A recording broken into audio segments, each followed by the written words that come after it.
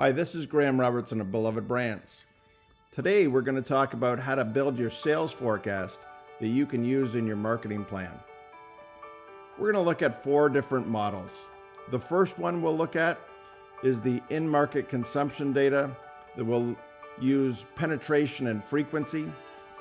Second, we'll use the sales funnel numbers.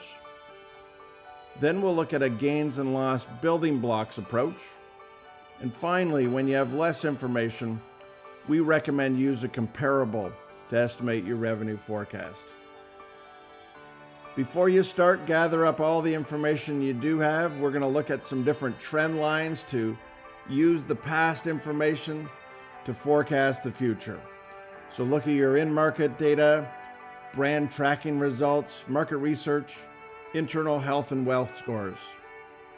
Most importantly, I want you to have your consumption data available, any sales funnel information that you have, especially a comparison to another brand, distribution coverage to see if we can spot any opportunities, and pricing analysis as well.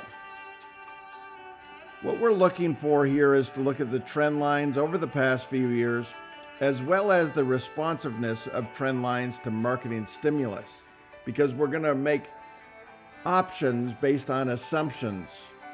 And so let's get started on the first model. In this case, we're going to use the consumption data. And you can see how we calculate that up at the top right with the revenue as a combination of penetration and buying rate.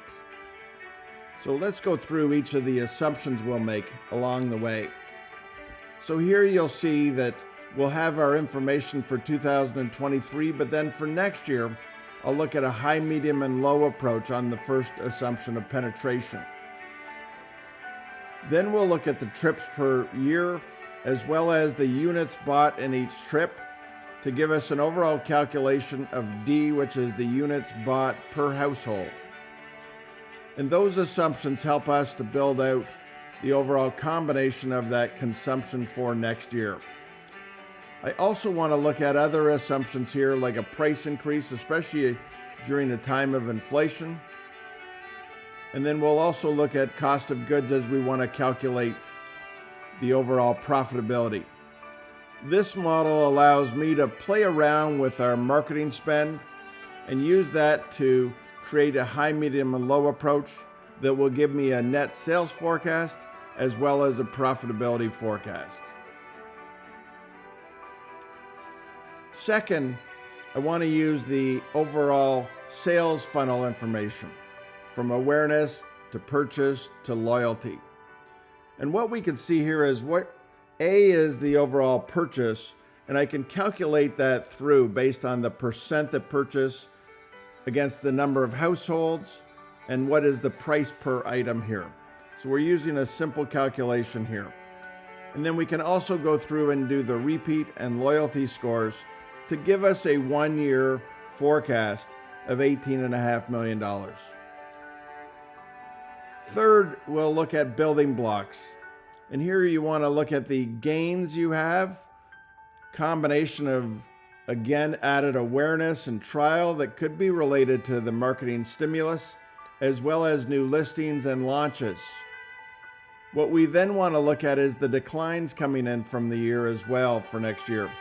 And those could be a combination of competitive launches, any displays or listings that we may lose. And that gives you an overall calculation for the following year. In this case, you'll have to work closely with your partners in sales and supply chain to figure out these building blocks. The fourth option is where you have less information available to you. And here what we're going to do is put a stake in the ground by drawing out a comparison. In this assumption, we're launching this Gray's allergy, and we're going to compare it to Fred's allergy, which could have been launched in year 1 a year ago, and we could see what they've gained with an 8% dollar share and the overall sales. And then I want to draw out different reasons why I think it might be bigger and why it might be smaller.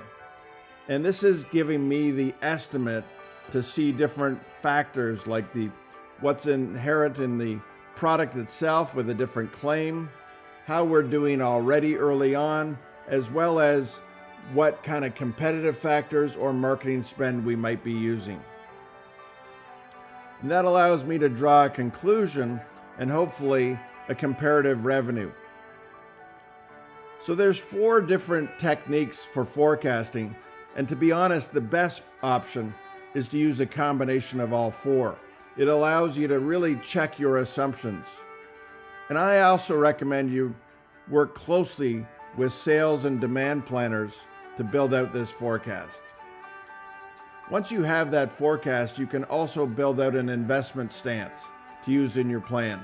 And again, we go back to that high, medium, and low approach. And here you can see different assumptions related to the marketing spend, whether it's 8%, 5%, or 3% of sales, what kind of price increase I might have, and then what are the assumptions based on penetration, trips, and units per trip. That allows me to build out that sales forecast as well as the incremental margin, and that'll allow me to drive to an ROI for your overall plan. I believe that your marketing plan should include a profit statement to show that we're driving sales, margin, and how it relates to the overall marketing budget options.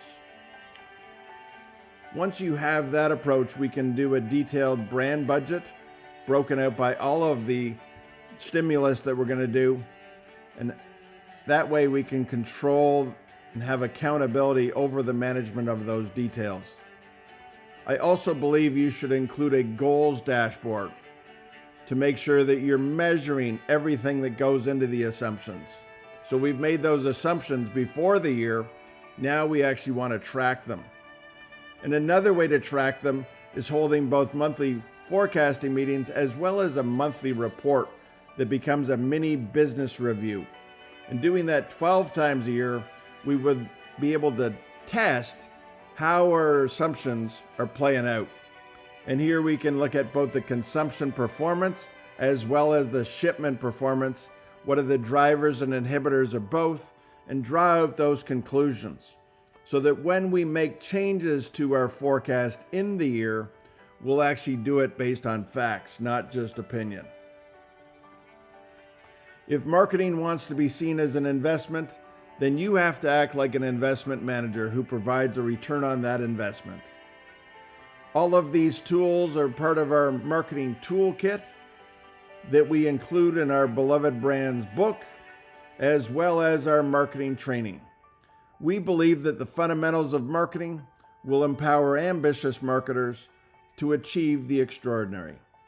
Thank you for listening, and we'll see you on one of our other videos.